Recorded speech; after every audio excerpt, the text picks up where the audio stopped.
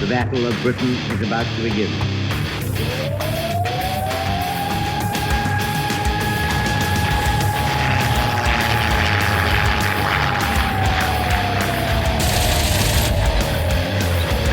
We got tanks up there.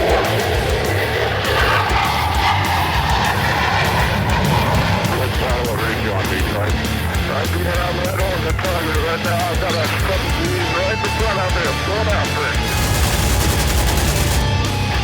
Right, I got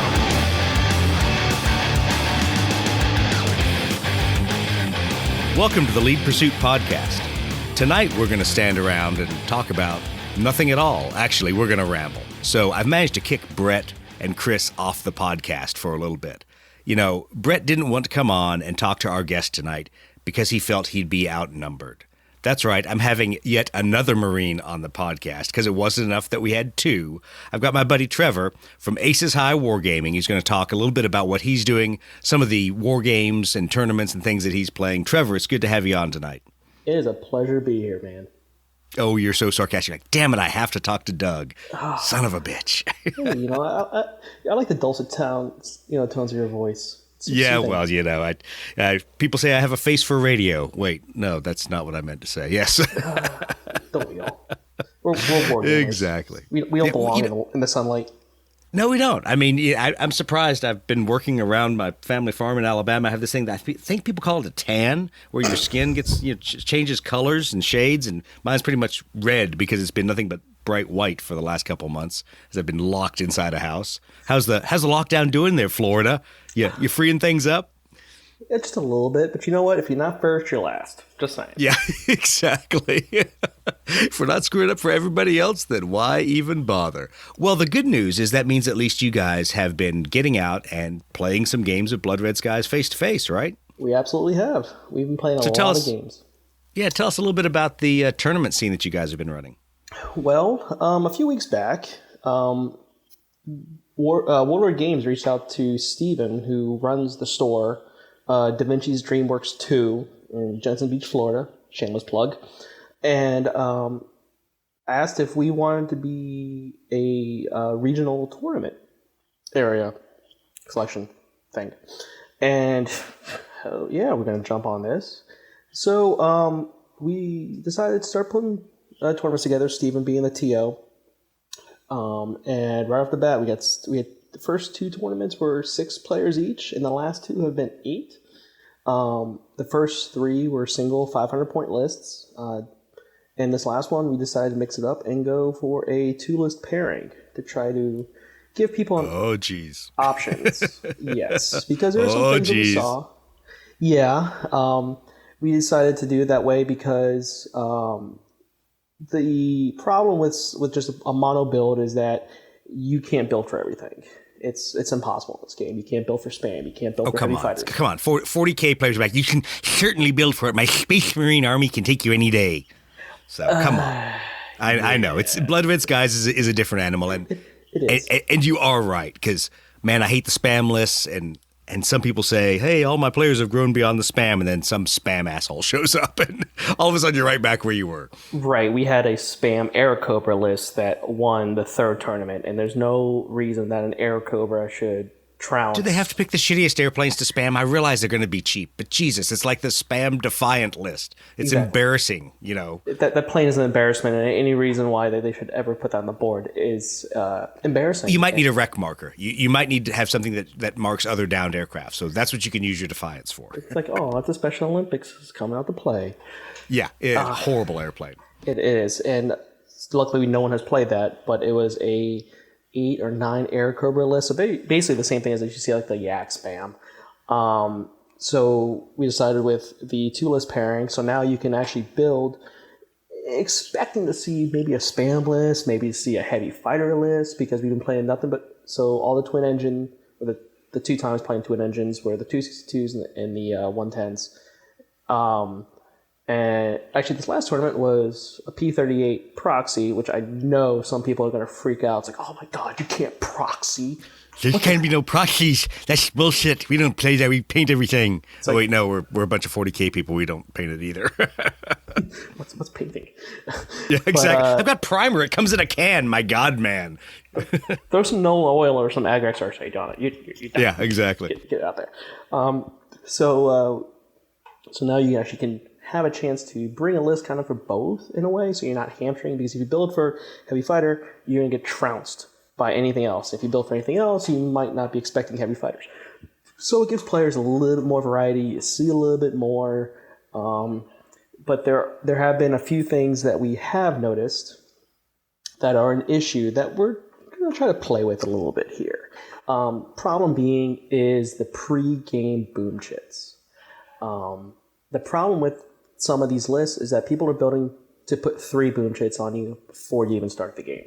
Oh, yeah. Oh, that is an issue. You can maximize that, and it gets. I don't want to say it gets stupid, because I used it against Brett and Chris when we played the Malta map. But it gets to a point where you're like, I'm eating, almost a third of a squadron's available boom chits before I've even gotten on the board, and that's just not fun, I guess. Right, exactly, and that's the problem. It is a tournament, but at the same time, if people are traveling in, which we haven't looked that far ahead, but if people are traveling in, we don't want them to come in and be like, "Oh, great, I can sit down for an hour because you just put 3 boom chits on me and I brought a 4-plane list." Not very fun. Yeah.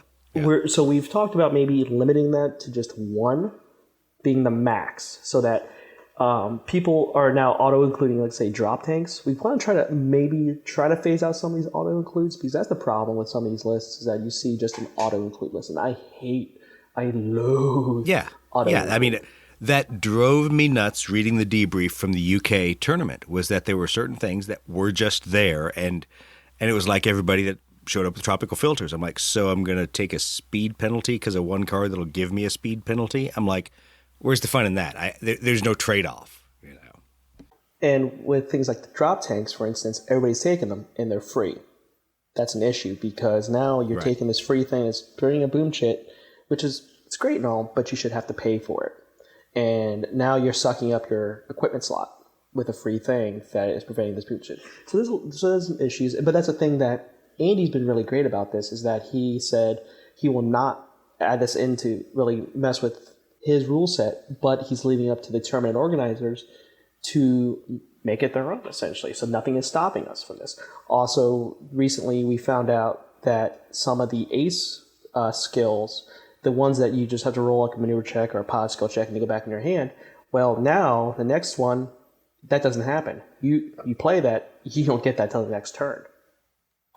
Nice. That helps balance a little bit of that out, because otherwise it can get really, really stupid with some of the hand building. Although, we played both ways a couple of weeks ago. We played open deck and we played standard 3-card, hand draw for what we were doing. And it, there's pros and cons to both. I still am a huge fan of open deck because it allows you to maximize the tactics of what you're doing for the aircraft. And you never sit there going, okay, I'm feeling like I'm reminded I'm playing a card-based game. I have to decide what I'm going to keep, what I'm going to discard. But then it also keeps people from playing certain theater, doctrine, and ace cards every frickin' turn over and over and over again. Right, and like now if a pilot takes a bunch of toughs, well, now you just keep spamming toughs. It's like, no, you shouldn't, because you shouldn't be that tough. There's no reason why one plane should be shot 5 times with tough, and like there's a lot of things. It's like, okay, this is not good.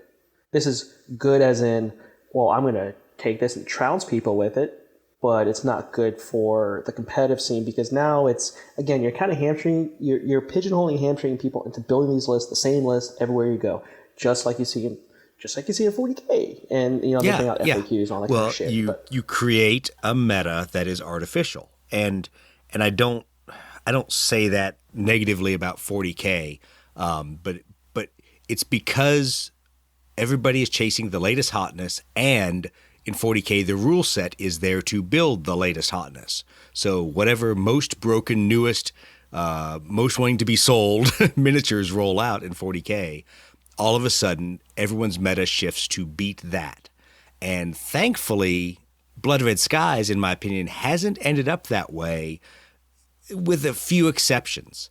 And I think most of those have very quickly been points adjusted, where suddenly there's been a realization across the community that, okay, this isn't necessarily well balanced or perfectly balanced, I should say. But then when you couple some of those bad pointings with broken cards, I don't want to say broken cards, I hate the term broken cards, with advantageous cards, then it exacerbates it. I mean, you know, we talk about it in the previous podcast episode. In the multi-game, the Italy cards for the C202, way undercosted. Awesome airplane, costs less than my damn Hurricane. So there's some interesting things you have to work through there. Yeah, and that's the thing, like, Warlord, and not to toot our own horn, but I'm going to toot it anyway because, fuck it, why not? Warlord came to us and told us... Because we're not going to say anything nice about you, so you might as well say something nice about yourself. Exactly. They're like, hey, you know, we want to build this up, and there is no competitive scene with Blood Red Skies in the stateside. I mean, barring the Rona coming Zero. in. Yeah. Exactly. So why not? Let's build this up, but let's do it in a way so we're not going down the catch-all of, now I gotta put all this up in. Let's make it fun. Like, that's the thing about this game too. I love is that you can make it your own, really, without losing the heart of the game. So, and actually, we're starting to see some named aces in these tournaments, which I never freaking see. Yeah, that's actually good. I've always been afraid that in the tournament scene, they're not worth the points, because for so many other things that you can do for that extra 15 to 25 points. To be honest, I was like, I'd be surprised if people took them. But if they are, and if they're doing well with taking them, either they're playing morons, or they've cracked the nut on which ones are actually worth that extra points boost. Right, and it's a lot of times it's the lower cost of ones like Sakai. He's almost an auto-include with any zero list, which is great because he's a great pilot. You read his history, he's awesome. But you hate hearing about the auto-includes, but you have like guys like Pips Perler, who's another great named ace who does a lot of work for your forces. And there's a couple other out there that are like really, really good, but then you have to think about, now I'm sinking in almost 200 points into this aircraft. Is he going to make my points back? Whereas things like the Wildcats, you can take 4 aces and still build a list that is very devastating. The guy Steven, he has a Wildcat list. I don't think I played it, but I've heard it is just devastating. But you take the catch-all, you're only taking 4 airplanes, so 5 boom chits, you're going to get bounced off the board. So there's a skill there too. There's a corollary in 40K, and it became, at least in the 8th edition, the quest for command points. And you ended up all of a sudden taking units you didn't want because you needed to fill out slots. And the running joke was, how many stupid troop units do I have to take just to get the command points I need for all my specialist units that have a defined battlefield role, and there is a stratagem waiting for them to be used, but I got to get myself up enough stratagems that I can burn per game through having enough command points. Obviously, very different in 9th edition now that's about to roll out. But I'm always concerned about Blood Red Skies forcing us to be a large number of airplanes, or vice versa, a small number of highly skilled pilots. I'm like, hopefully people are out there playing a wide variety of them, and it's still challenging. And I don't know what you guys have seen about either restricting some of the theater or doctrine cards, or finding ways to make people demonstrate they understand the game and they understand the mechanics of the game better than they understand how to just build the perfect deck that you play at deployment and absolutely dick your opponent over. We have been seeing that, actually. I like to run 5. That's my happy. I like to run 5 to 6, depending on the platform. The 4 kind of scares me, unless like maybe I'm trying out a P38 list or 262 list, because points, you're like, well, if I'm going to try to take some things at 3 or 4 and try to at least get 4 planes on the board. As far as single engine aircraft, I like 5. I like having kind of a multi-faceted, like 2s and 3s, maybe a 5 in there, maybe a 4. I'm a huge fan of top cover. Man, twos are useful. I'll tell people twos are useful, and especially Mother Hen. Mother Hen is fantastic. Yes.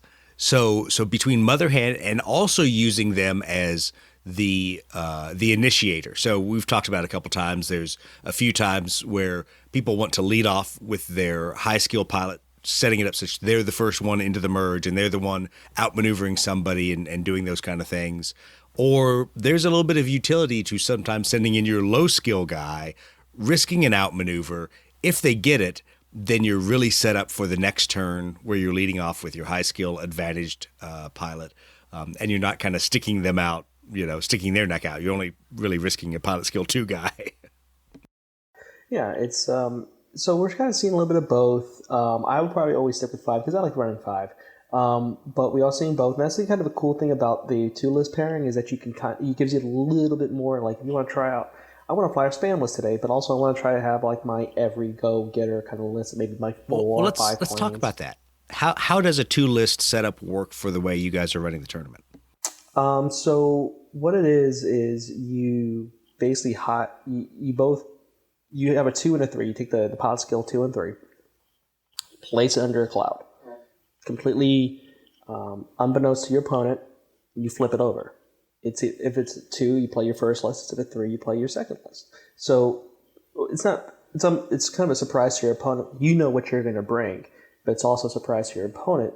So if you think about it too, it's like, well, in war, they didn't know what the hell they were going to. I mean, aside from radar, but you really didn't know what was out there until you got eyes in the sky. Oh, yeah. But does it add an element of needing to have kind of opposite end lists rather than two very similar, I don't want to say similar, but 2 middle of the road lists? It drives you to say, okay, I'm going to create a spammier list. I'm going to create an ace heavy list, and I'm going to bet on what my opponent, based on what he brings and shows up at the table. I'm like, I bet that my spam list could take either one of those. Does it kind of, I don't want to say devolve, but end up doing that a little bit? I would say so. We had one guy that brought 2 strong ace lists. So you're looking at that, and you're like, crap, now I gotta face this. But for the most part, everyone else kind of took a list that they were trying out. One of them was like, this is the list that I've been running for the last couple of weeks, so I'm going to stick with this list because I know how it works, I know how it flies. I want to try this list out as well.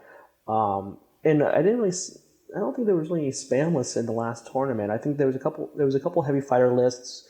Again, one was a P-38 proxy, which I'm so sure people are still pulling their hair out. The fact that I said P-38 proxy, and they're like, oh my God. There are butthurt players right now listening to this podcast. So just so you know that. I hope so, because, I'm sorry, some of them weren't painted. So if they weren't painted, go fuck yourself, guys. Sorry, my players, they may not paint all their planes, but they'll damn sure outfly pretty much anybody in that ready room, and I stand. Can I record that and play that again for Chris? Because Chris is not going to want to hear that. He's going to remind me that my horribly painted airplanes, other than the ones that you commissioned painted for me, then he shames me on those. Although it was pretty funny when your Hurricanes and my Spitfire 5s, which were really just modified Spitfire 2s, but my Spitfire 5s were on the table together, and they're like, "Wow, yeah.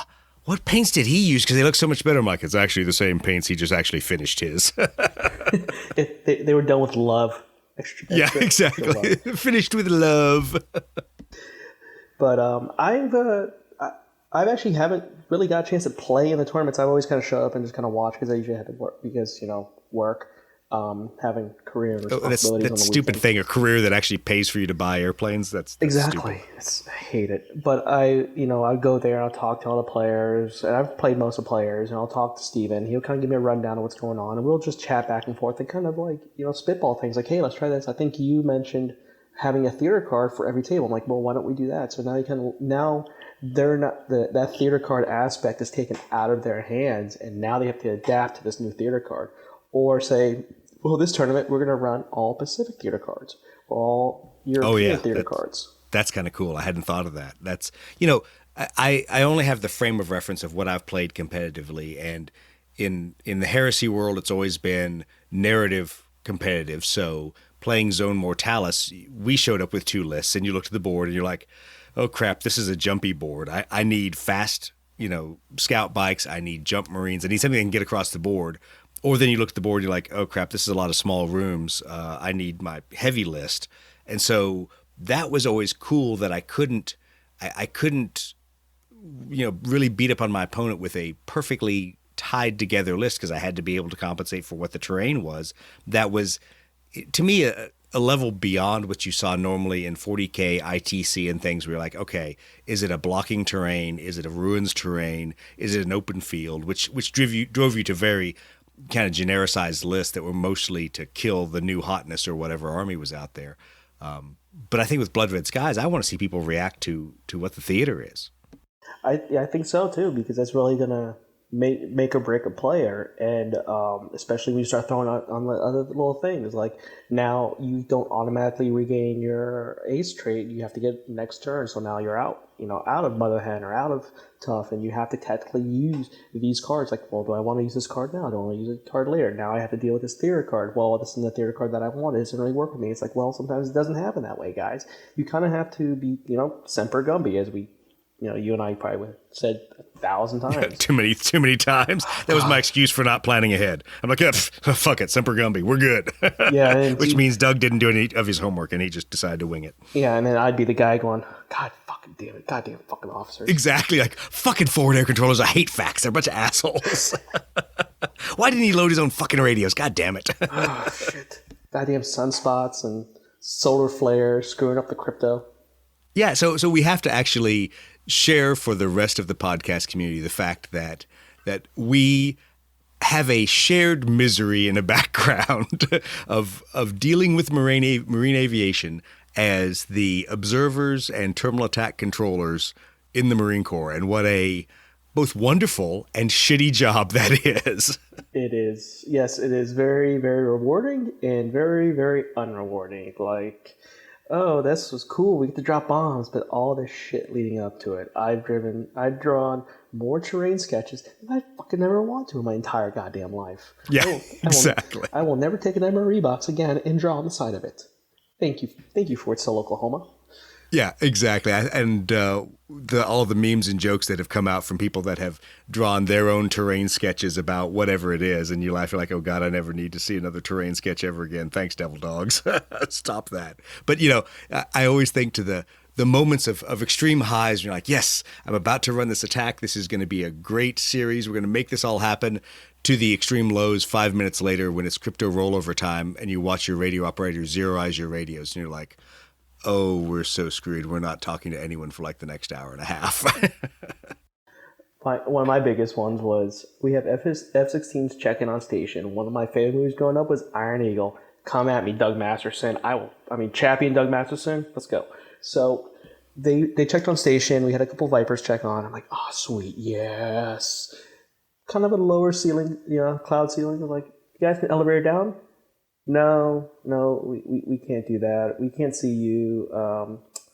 We can't do this, guys. We're sorry. We gotta go back to the country club. It's just like fucking Air Force. Exactly. Got to go back and golf and eat at the club there and drink some beers and go. We would have been awesome today, but we didn't fly. It's like, where's the A-10s calling them?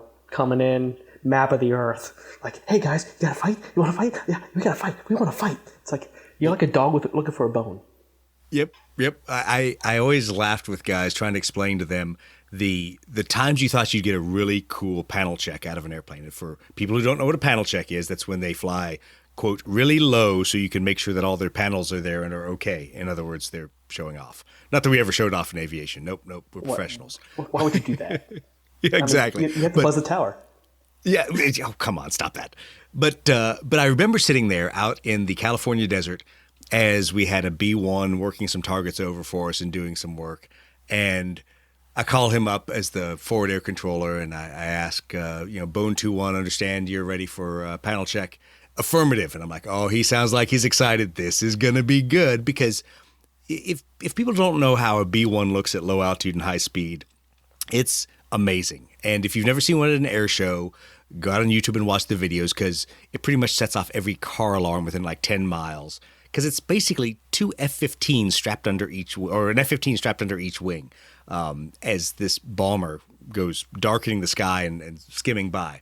So he gets set up for his low altitude pass. He says, 30 seconds out, get everybody up on the hill. We're all excited. And here comes a B-1 at about 3,000 feet. I'm like, wow, that's not even an air show pass. Worst air show ever.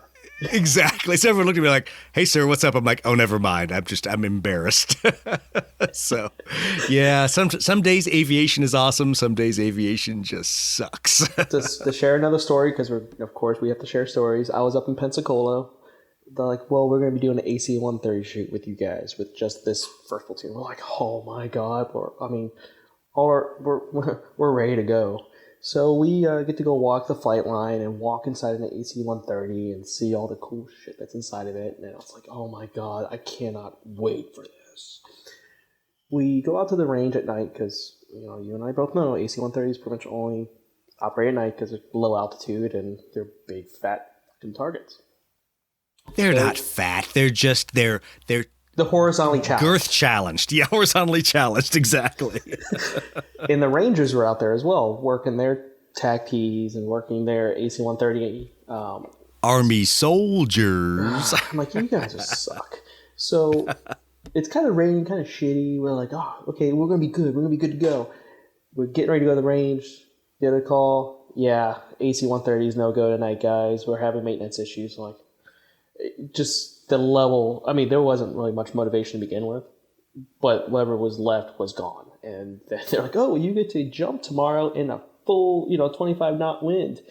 Yeah, have fun with that. I'm not going to break my ankle tomorrow. Yeah, exactly. Like, awesome. This sounds like a great way to end my career. No thanks. And we get to watch the AC-130 that the Rangers were controlling from a distance. It was disappointing. It was just, my heart sunk, and I knew then I'm not re-enlisting. You guys broke me.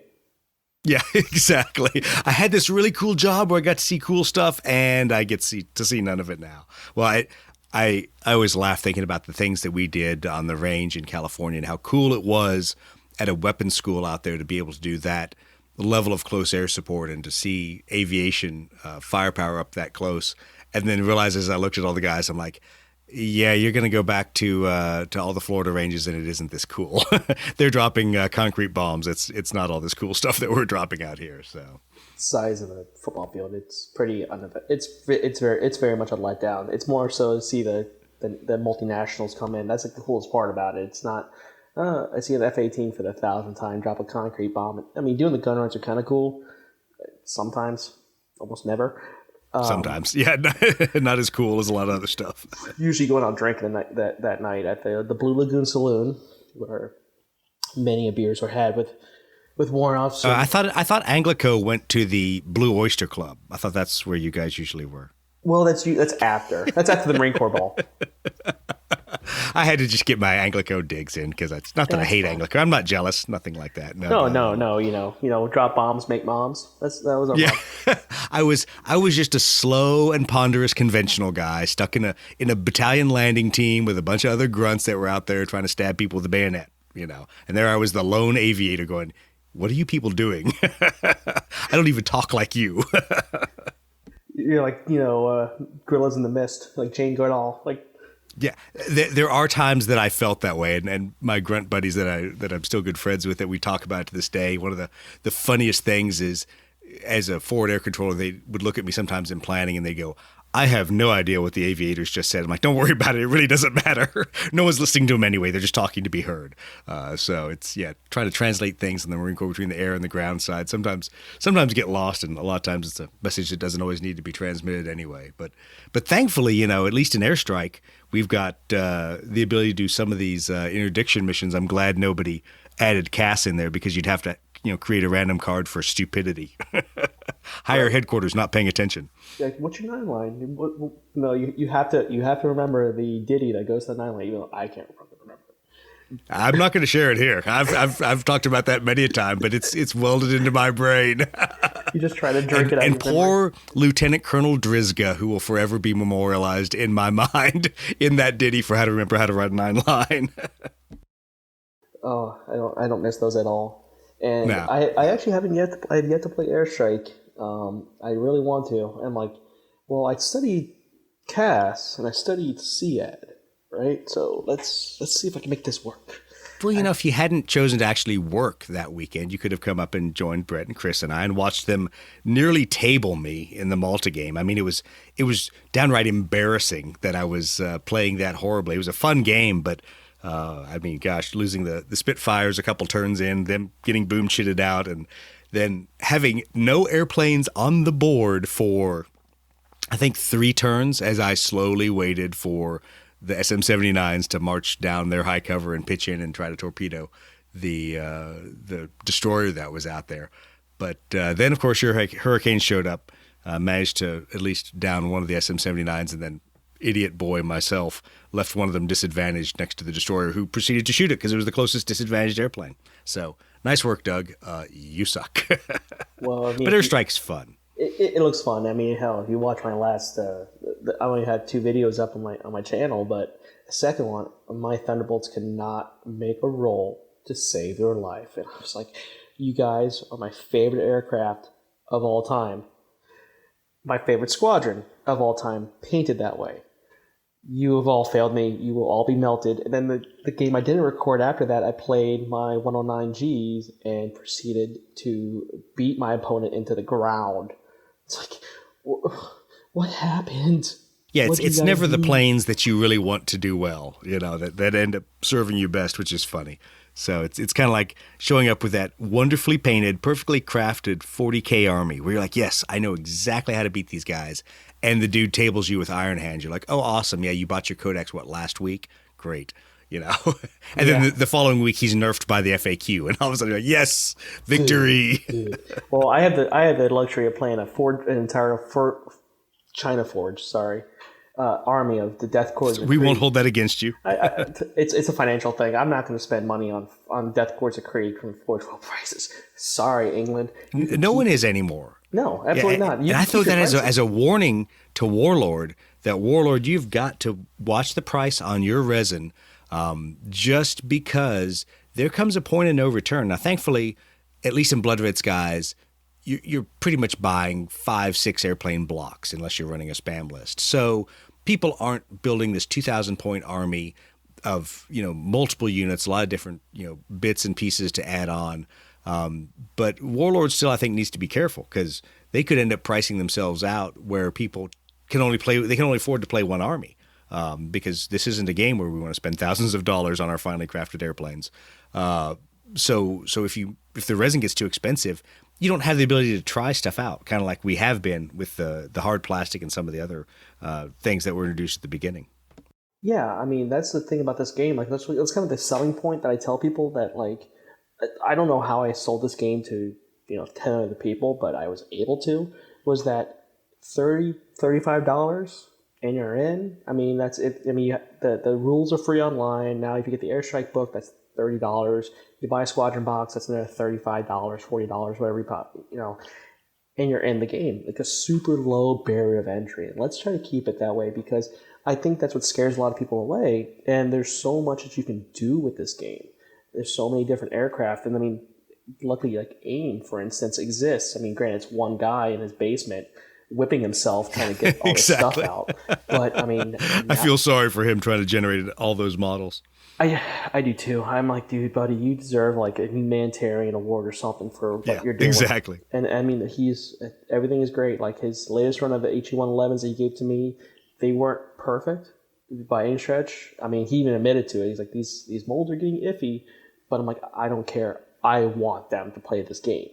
And that's the kind of beauty thing about like historical games is that you just need the rule set so much. It's not, Warlord isn't going to send in, Warlord Team 6 to come in and say, you better be playing Warlord exclusive miniatures for our game like GW tends to do. In their main stores. I mean, with our store, it's just like, I have the P-38s from AIM and I have my HE-111s from AIM.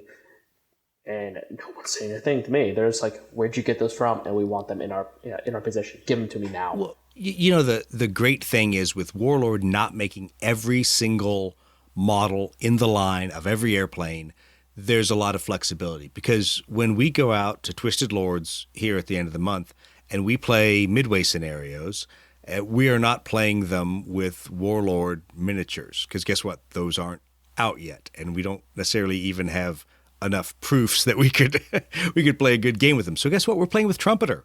Who cares? We got SBDs, we got, Devastators, we've got, all the aircraft we need. And sure, some of it, most of the Japanese stuff is Warlord, because we've got Kates, we've got Zeros, we've got Vals from other manufacturers. But the fact is, nobody really gets bent about it. And I kind of like that community, because I remember coming back into the 40K community, and literally a dude that I was playing at his house looked and asked and said, "Hey, are 1/3 of those miniatures GW bits?" I'm like, fuck no, they're custom Imperial Guard, man.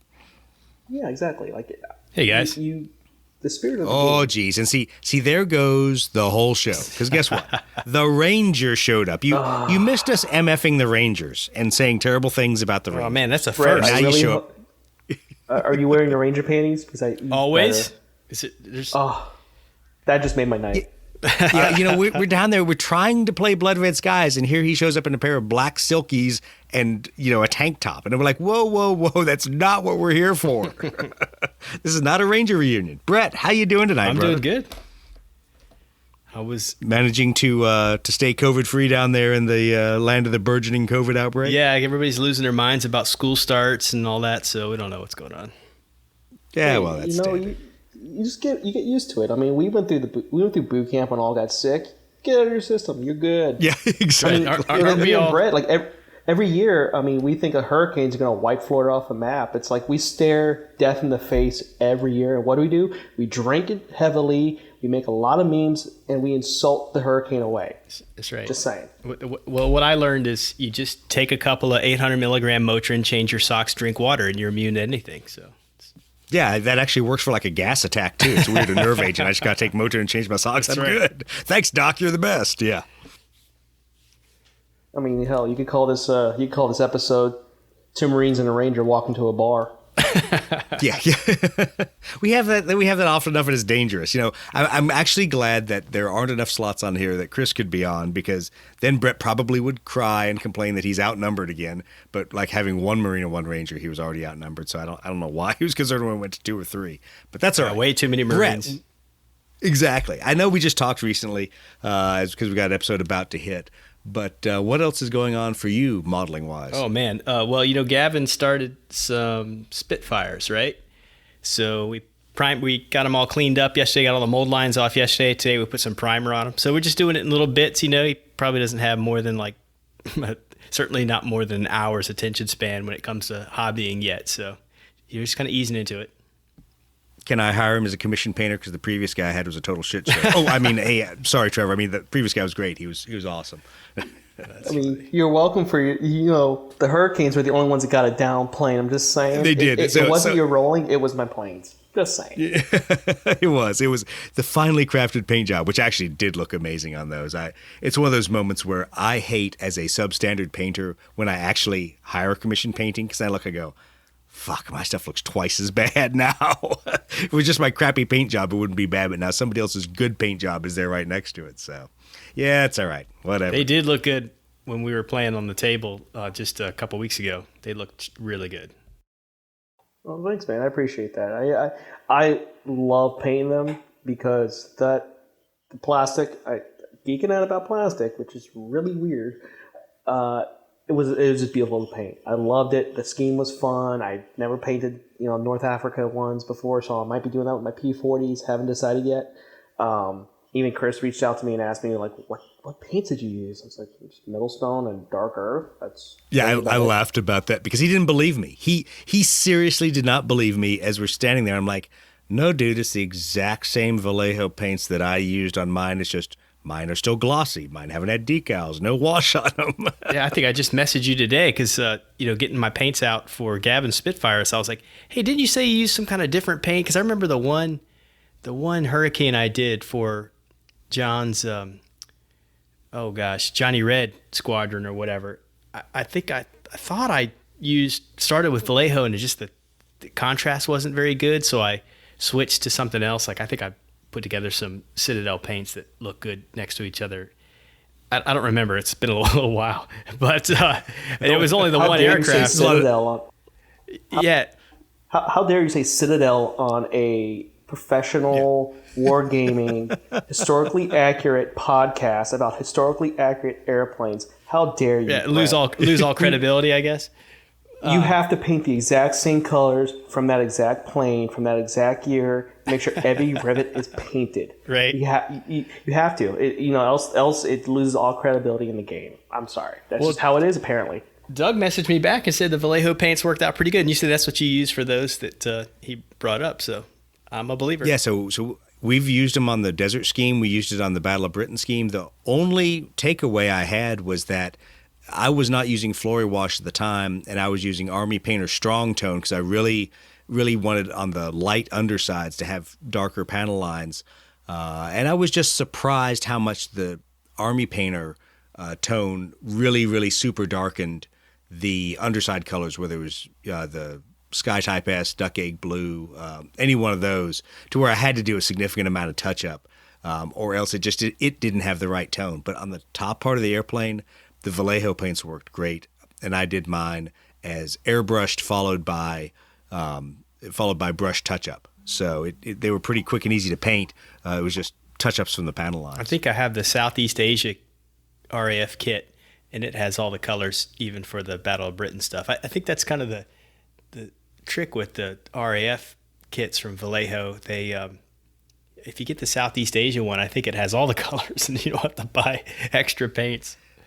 Well, does it actually have Middlestone?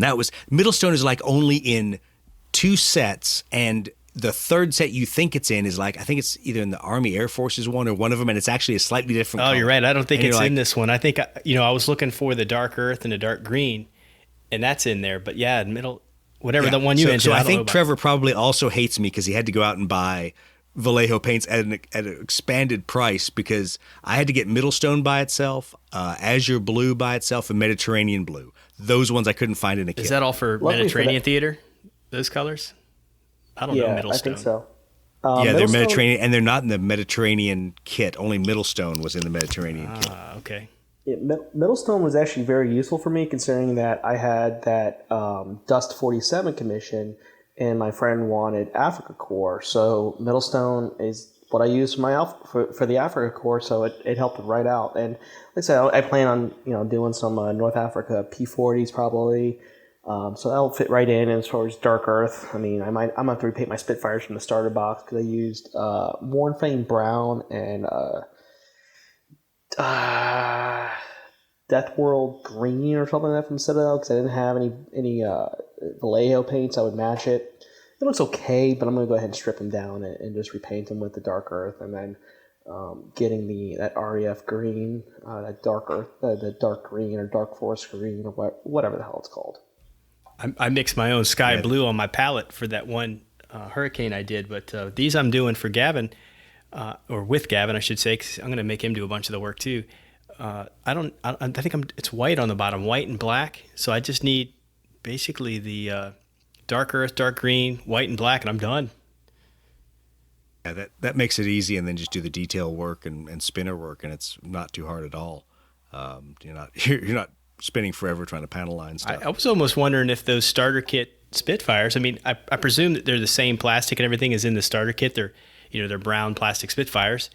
A little bit bendy wings, but not terribly so. Anybody that complains about those wings being too bendy, just put it in some hot water and straighten it out with some cold water. It's super easy. But anyway, I was almost, when I took them out of the box, I was almost surprised. I was thinking, are these hard plastic? These don't seem as soft and bendy as I kind of remember the starter kit plastics being, but I presume they're the same. They're pretty nice. Yeah, I think it's the same. I was surprised the box I got was still about, I'd say, a third with messed up wings. But I think part of that also is the way they sit in the clips in the starter box. And so when they heat up, just being shipped around, in those clips that hold the wings in place, sometimes that causes it to do weird things. Yeah, they were no big deal. Cleaned up real easy, straightened out easy, no problem.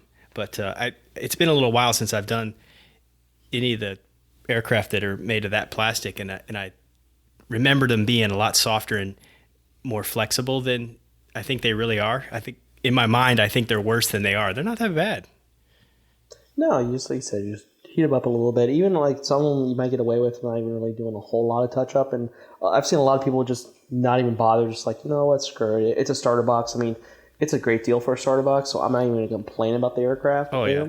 I've had to do more touch up work on the resin because it's resin, and I've actually melted the rear stabilizers on a 109 because I was trying to heat it up enough with my heat gun, like far away, and ended up melting the tail on it. I was like, shit. One of my buddies had an extra one. The only thing I notice about the starter box plastic models is I feel like the empennage is a little fat. The stabilizers and stuff are like those pieces are a little thick. It maybe Listen to you, the Embry-Riddle grade. Empennage. Wow. I think the I man thought you doesn't making even that have up. wings. Yeah, I don't think they call it that. I went to flight school, man. We don't call it the empennage. Call it the tail. all right. Yeah. Tail. Okay, the tail surfaces are a little fat in the starter box compared to I think the hard plastics maybe, but I mean not noticeably so. Not. I mean hell, I've got all the 109s and I love them, so whatever. Yeah, I mean, Yeah, I like the 109s. starter box. Yeah. Well, the funny thing is those hard plastic, the mosquitoes and the hurricanes, they're so easy to work with, so easy to clean up, and so easy to get painted. There's times that I wish the rest of the line was that way, and I know it's just too darn expensive, and resin makes sense, but there's just a point where I liked how easy it was to work with those plastics. Oh, they're sweet. Yeah, any one of them I've done has been a beauty. Yeah, Trevor, the 190s do you collect a particular faction? I seem to recall you had P40s and P51s. Is that right? I don't have either of those. My P40s are sitting at my shop, patiently waiting for me to purchase them. I have Germany. I've got the 262s, 190 Es and Gs. I've got the 190 A and Ds and HE 111s because we need a German player, and I've always kind of had an affinity playing German aircraft for a Polish guy to say I like German aircraft. It's kind of weird. I was going to kind of bust you on that, but you said it yourself. I married a German woman. Collaborator. Oh man. I also have RAF planes because when I was a kid, I loved Spitfires. The movie Bella Britain was like, oh my god, this movie's so freaking cool. So I have the Spitfires from the box. I got the Mark 9s as a accident. Warlord sent my store more planes than we ordered, and I walked in one day and the shop guy Steven's like, here's some Spitfires. I'm like, cool.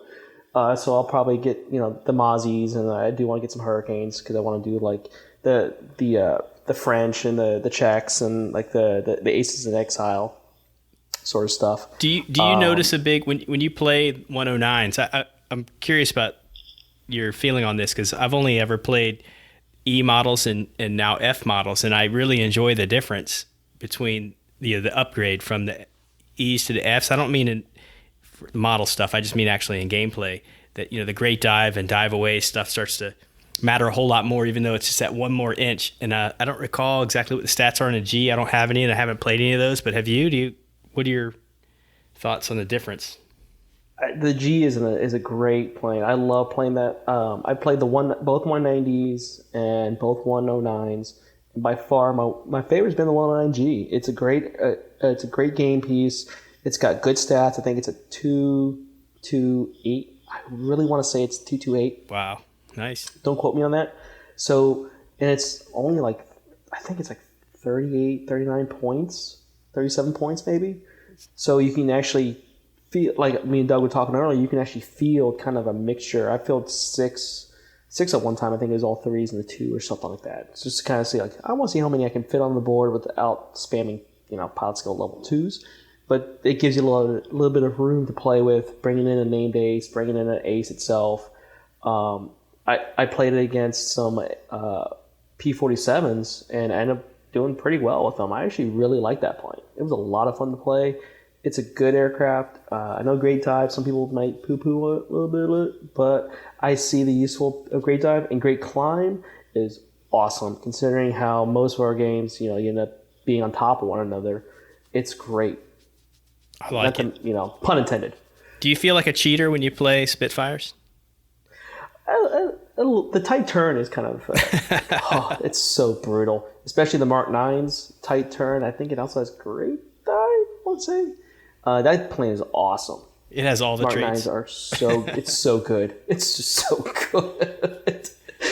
Yeah. Damn the Brit. I shouldn't be saying British things are good because British. About every time we get together, I end up mentioning something about campaign play, and I'm going to do it again just to say that it's a newfound appreciation I have for the evolution of the aircraft as I'm playing. Because as the game progresses, we're upgrading to newer models or whatever, and I'm like, oh man, I've only ever played E's before. Man, what a difference when you jump up to F's. Like, it'd be neat to see, getting to G's and 190s and, feeling all those differences because I haven't yet started playing those. To kind of pimp a book, A Higher Call, I know me and Chris have talked about it. It's about Franz Stiegler and Charlie Brown, but really more about Franz Stiegler, the German ace. And it starts with him in North Africa flying 109 E's, I want to say, or F's, under Hans Joachim Marseille, which is pretty freaking cool that you got to fly with him. And then it progresses through him flying F's and G's and K's. And then he flies 262s. And it was like, holy crap, this guy flew all these different platforms throughout the war and different fronts. I'm like, that's pretty cool when you think about it. It's like, so when you're talking about campaigns and you can progress through all these other planes as your squadron's getting the latest and greatest airplanes. That's pretty cool, man. That's funny. You mentioned a book. I'm reading it in just little drips and drabs. I'm reading German Aces Speak, and I've just started. I have that book on my bookshelf. Yeah. So I was just reading at the beginning of another section, and the guy was talking about, and I can't remember the ace's name. I just started it today.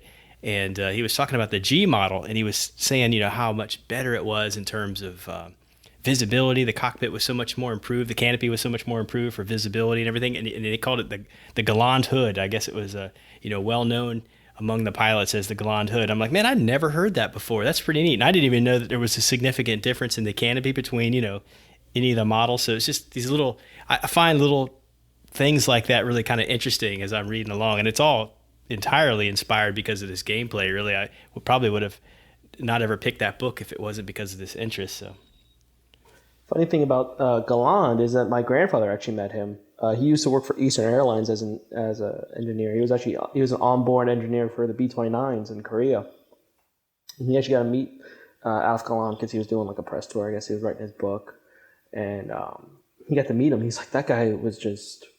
What I remember him telling me, because I was really young when he passed away, but he told me, he's like, that guy was just, you just felt comfortable around him. And you read German Aces Speak, and you're like, man, I would have followed this guy anywhere. And I mean, that book is really cool. He's kind of getting the heads of the German Aces, and especially the little bit about the night fighters. That was really cool. Just hearing about the 110 and how it performed as a night fighter. I think that's the bit that I'm onto now, because if I'm not mistaken, I've only read the first page or two from the ace that this section is about that I'm reading now, and I think it's leading into how he was the father of the night fighters or something like that. I just can't recall who it was now. He started out making a comment about how I guess the 110 was Goering's sort of pet project. He loved that plane and touted it to be an air superiority fighter, and all the other pilots were like, who's this clown? What is he talking about? It's a piece of junk. What does he know? What does this fat guy who wears women's makeup and thinks he's Caesar kind of this guy's a little weird. He did say it was awesome in ground attack role, and they, of course, later in the war shooting down bombers, that it was great for that, but to tout it as a fighter was a joke. And it's funny, anytime I play a game where I've got some of those, man, I sure suffer that, one point of agility, man. Anytime you're trying to defend yourself, it's good luck. Yeah, well, that's why I love it as the high cover freaking party wrecker, so that it shows up, makes a quick pass, and then it usually gets shot down after that because it just can't dodge. Yeah, fly in, shoot like crazy, and then get the hell out of there if you can. Yeah, that's exactly. I was fighting against. Because I also have American planes, Brad. I also have P-47s and P-38s, and I did fight against a P-38. And man, this is before I think the heavy fighter rules started coming out. But man, that plane, I think it wrecked me constantly. And you look at that thing. We haven't played it as an agile multi-engine. We've only played it as a heavy fighter. And it was I'll say it was interesting as a heavy fighter. I didn't feel it was super advantaged at that point. But I think if we'd gone back and played it as a multi-engine agile, then we would have seen a very different Is it aircraft. J model? Does that have was. tight turn? I don't have the card in front Yeah, of me. I don't. I'm not really familiar with the traits on a lot of the planes outside of the ones that I have. Right. Yeah. It was before the heavy fighter. I haven't played as a heavy fighter yet, but I do want to. It's another one I want to add into my, YouTube kind of stuff is showcase that, obviously. And we did. I think one guy played it at the tournament. I'm not sure how he did. I forgot to ask him. I was just telling Doug I thought it'd be fun for some occasional episodes to just kind of spotlight a particular aircraft and maybe go through the different variants and discuss, how they play and maybe some of the noteworthy hobby stuff, but then gameplay stuff and how they interact with different traits and stuff. That might be interesting because we're kind of talking about that now. And there's a lot of stuff I don't know about, aircraft outside of the few I have in my collection right now. So it'd be interesting. I told Brett that would work really well, except I'd have to actually play all those aircraft. Yeah, we'd have to. There'd have to be some subject matter experts out there on some of these planes we don't know yet. Yeah, some of them that I haven't played. Oh. Yeah, because the P-38 is great dive and heavy hitter. So obviously heavy hitter is just such an amazing card if you're playing it right. And then you play a heavy fighter multi-engine, with great dive as well. And so that would be nice. 228 for its abilities. So it's no slouch. Yeah. I haven't played it as a heavy fighter yet, but I do want to. I did play the P-47, and I kind of wish it had heavy hitter, only because it has 8 50 caliber machine guns. You'd think it would hit fairly heavy with that, but you can't have everything. If it had robust and heavy hitter, I think it'd be just stupid. What's it have? Yeah. Does it have buzzsaw or something? What does it have? No, it's robust, great dive, Okay. but it's a 318. Oh, okay. You get 3 for the firepower. That makes sense. Yeah, it puts out a lot of firepower, but if you're trying to maneuver, good luck. That's all I'm gonna say. I took it against some zeros, and I thought I'm gonna kill these. No, the zeros bounced me very fast. Yeah, speaking of Pacific Theater, Doug, do you have Corsairs? Have you messed with those? Yeah, I have. Although I've also played them against MiG-15s, which was kind of funny. Actually, it was really fun, believe it or not. But yeah, I've played Corsairs a couple times. I like them. I am not one to say they're broken, but They're good. But when played well, they are a really good airplane. They're great dive and robust. Yeah, I have them as well, and I play them, and they're pretty. I found taking I think a pellet skill 5. I think 2 or 3 3s and a 2. It was a pretty solid list. It put out a lot of firepower, and they were very, very good.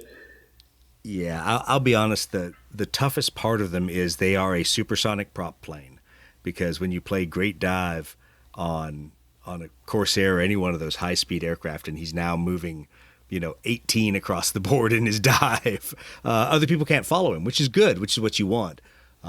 But holy crap, does it make, especially if you're playing on a 3x3 board, it makes that board awful small, awful fast.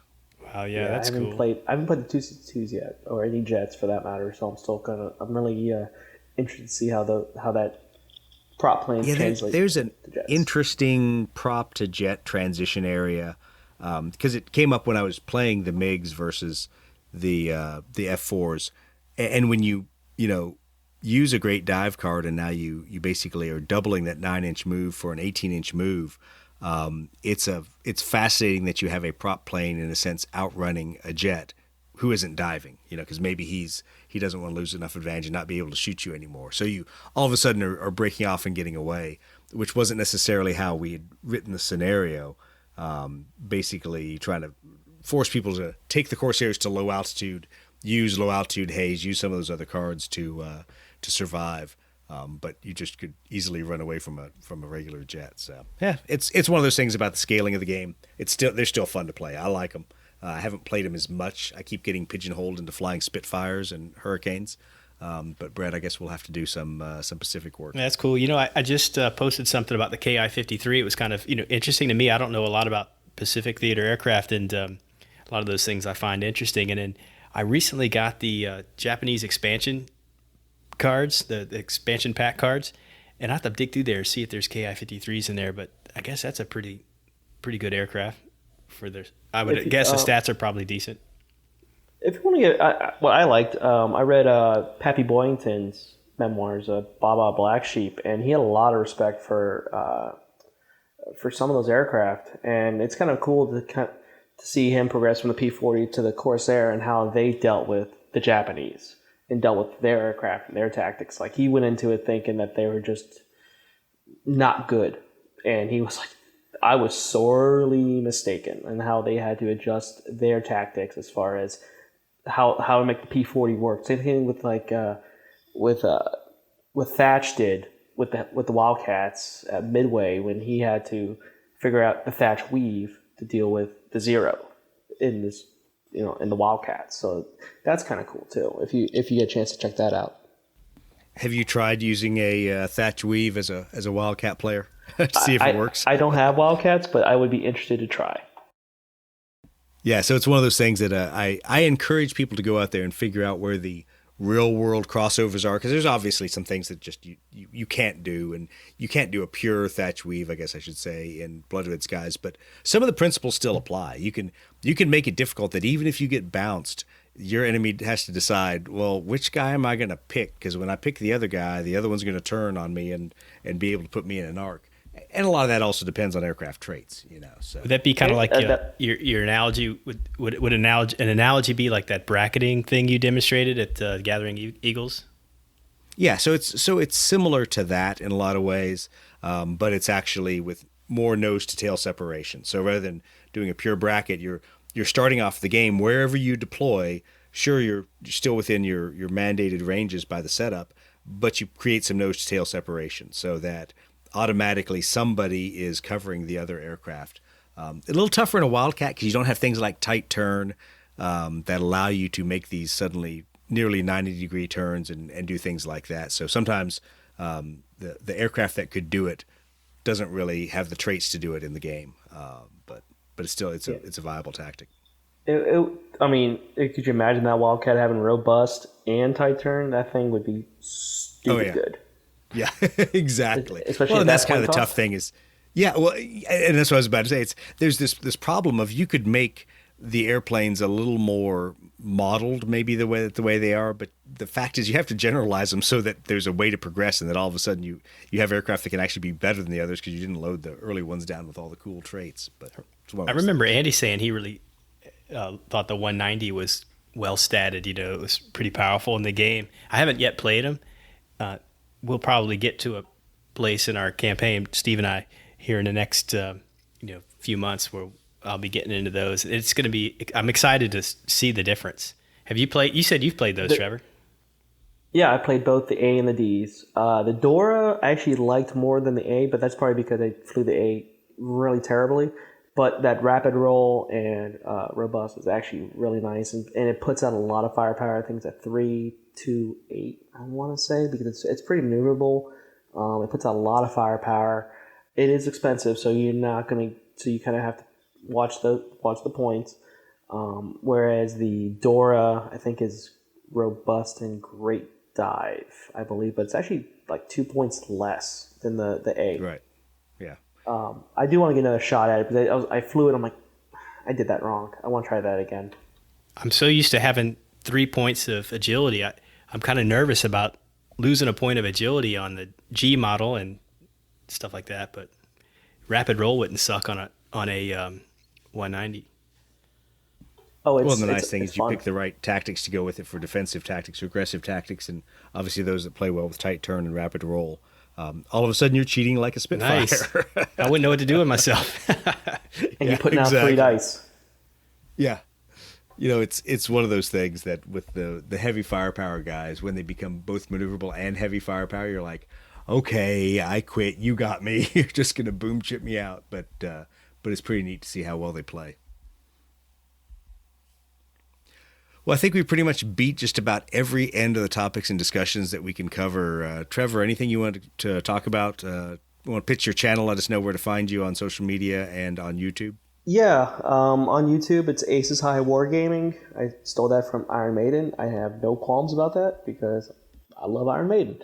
I only have 2 videos up. I'm in the middle of moving my house I'm selling my house, moving to rental, so I do want to get back up, do some unboxing, eventually do some paint tutorials, for the guys that want to paint and not the guys who are going to bash people for not having painted planes, because if you're one of those people, you can go fuck yourself. You can go fuck yourself. Yeah, exactly. We see eye to eye. You can go fuck yourself. Yeah, like I have no qualms about that. Like, we all have lives. I get that. I sometimes have time to paint. Sometimes I don't. It's just this guy tried to call me out and call me a snowflake. Which I live in Florida. Sorry, dude. There's no snow in Florida.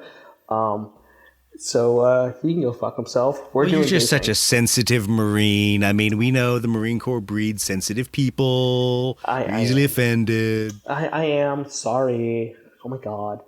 I do commission painting.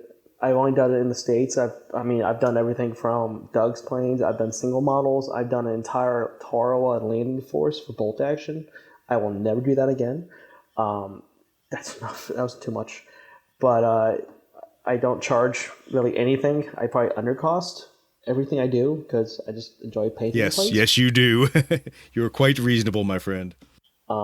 And if you're ever in Florida, if you're ever in the Treasure Coast, Da Vinci's DreamWorks 2 is the store that we operate out of. I mean, we always have players in. So definitely come check us out if you get a chance. Steven is awesome. We're trying to set up more tournaments. And I mean, hopefully this, what we're doing with these tournaments kind of builds I hate to use the word meta, but builds a competitive scene for those who want to compete. I like playing scenarios. I've done tournaments, so let's roll some dice and have some fun. I'm on Instagram. It's tsmigs87. I don't really I post all my painting projects, some pictures of my dog, books I'm reading. Nothing spectacular. And that's really about it, man. I just I love this game. It's having a lot of fun with me. I like painting airplanes. I can't wait for big red skies because then I can really paint some big planes and have some fun with different weathering techniques and sponge techniques and stupid nerdy painting techniques. Nerds. I know. I see the posts on Instagram from AK Interactive, and they'll have like a 172 Spitfire or something. I'm like, I could do that. I want to get on it. Flex those hobby muscles. Right, exactly. I mean, I like doing it. I don't know why. I don't know why I do this to myself. But it's fun. I enjoy it. Brett, any last minute stuff? No, man. Sorry I was a little late, but it was fun to just get on and kind of shoot the breeze a little bit. It was kind of funny how it just all kind of, no agenda, just talking about planes. It's what we do, right? Exactly. We're used to it. Rangers never make L hour anyway, so whatever. That's fine. We forgot to send you the PowerPoint slides. Oh, I'll be there, 30 minutes early. Doug will show up on time. Yeah. Because once again, if it's the officer, I'm always on time. I'm never late. You guys are just early. Thanks, Lance Corporal. Is my gear ready yet? Someone bring the laser? Are these my men over here? Are these my Marines? Oh, shit. It was good to talk to you guys. I really appreciate you taking time on the podcast, and we will hopefully get back together soon and hopefully actually be playing games here shortly soon, although I guess I'm not making it to Crucible. But that's all right. We'll figure it out. We'll figure out what we're going to do this fall. Well, if you ever want to come down and, let me know.